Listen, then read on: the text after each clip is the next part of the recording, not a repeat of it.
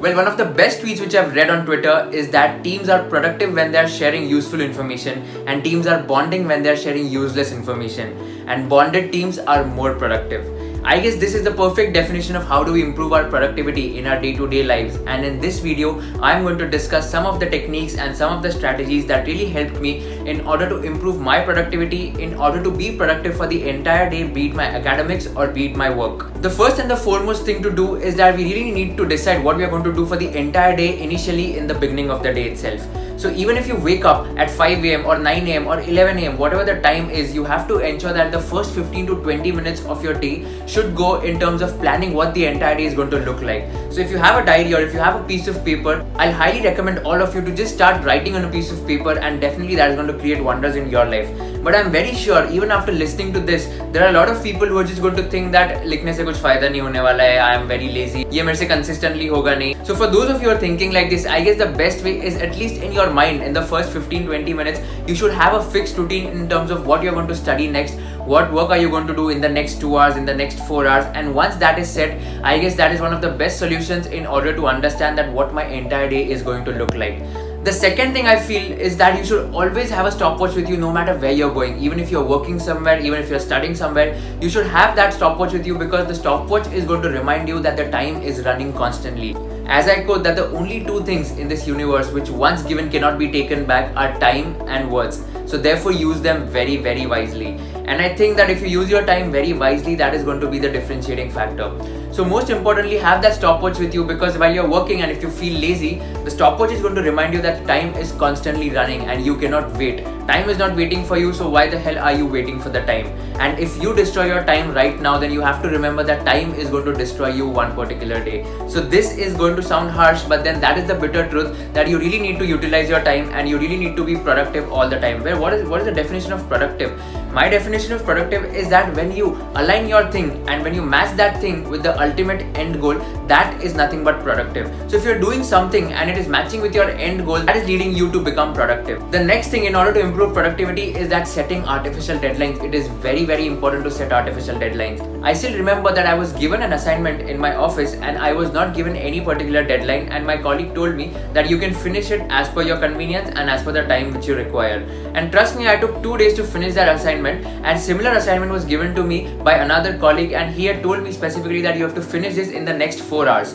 And since I had this pressure in my mind that I have to finish this in 4 hours and I have to deliver this output no matter what happens, my mindset was trained in such a manner that I have to finish it no matter what happens, otherwise I'll be scolded. So basically, even if you don't have any particular deadline, just set your artificial deadlines and communicate these deadlines to yourself, or if not yourself, at least to some person in your house, or at least to some colleague in your office. So my point is that if you set artificial deadlines, you know that you have to complete it within the next 2 hours, within the next 4 hours, then only you'll be able to achieve. And once you achieve completing these tasks in the artificial deadlines, try to reward yourself and try to give some or the other thing so that it makes you happy, it makes you refreshed, so that you are re-energized and charged in order to work or study in a more effective manner. Also, most of the times what happens is that while you're working at home, or maybe while you're working from some secluded place, what happens is that you're not able to focus on the work or academics because of the fact that you're alone and you don't have that efficiency or energy which is remaining. So I'll give you my example. Last weekend I was not able to concentrate on my work because I was working from home and I was feeling very lazy, and I thought that I'll take an entire day off because I'm not able to work at all. So I just went out to a cafe and started working from there. I just ordered a frappuccino, and after that, trust me, the efficiency which was there, it increased in a multifold manner because of the fact that there were a lot of people in that cafe who were working, and when I was seeing them working, it was as if I was getting energized in order to work more. So for those people who cannot study in a place, or maybe for those people who cannot work without any other colleagues or without any other work environment, then I'll highly recommend you to join some place or maybe go to some place where you feel refreshed, where you feel re-energized by looking at some other people who's either studying or who's either working. This really works very well, at least in case of work life. I'm not sure about the academics life because I was a person who used to get disturbed if I used to sit in a library, but I always prefer this while I'm working somewhere or the other. And most importantly, you should try to implement the 2 minutes rule when you want to become productive. So the 2 minutes rule is very simple. You have to focus on those tasks which won't take much of your time. So you have to ensure that you finish off those tasks which are not going to take a lot of time. For example, they're just going to take 2 minutes or 3 minutes, and once you finish them, you can just strike them off from your to-do list so that even you feel good that okay, you've done some or the other thing. So it's like ऐसा होता है ना कि यार चलो कुछ तो काम किया आज मैंने, तो वो वैसे हो जाएगा. It's very important to take breaks in your life. There are a lot of people who are going to tell you that you have to work 24/7 or you have to do some of the other things so that you can become successful in the future.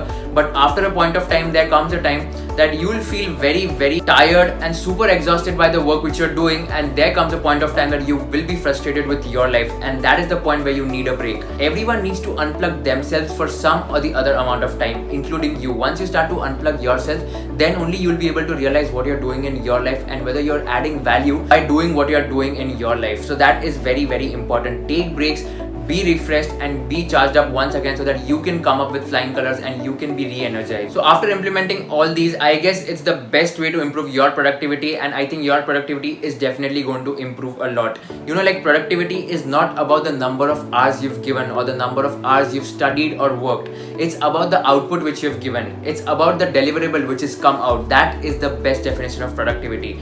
And I think you can be productive and more efficient only by ensuring that whatever you're doing in your work time or study time, that should be 100% efficient. So even if you're playing cricket or even if you're playing guitar or you're pursuing some of the other hobby or passion, that is not unproductive at all. In fact, that is also productive because that is going to refresh your mind and refresh your body completely. In fact, what is unproductive is that if you're studying and if you're just daydreaming or if you're just thinking about something else, that is unproductive. If you're working and you're thinking about something else, or if you're just daydreaming while working, that is unproductive. But if you're giving full 100% efficiency or full 100% attention while you're working or studying, and even if you're studying for maybe 8 hours or working for 6-7 hours a day, that is absolutely alright. And that is a culture which I think is definitely needed in the entire globe. Once that culture is imbibed, I guess that is going to be very important. So working late nights and boasting about it is a flawed culture. You should be efficient enough to finish off your work till late evening, and getting that personal space should be a defined culture. And once this defined culture is there, I bet that you'll be the most productive out of yourself and you are definitely going to enjoy your life. So thank you so much for watching this video. If you do like this video, share it with all your friends and subscribe to my channel so that I can create more videos for all of you. Thank you so much for watching this video. See you in the next video.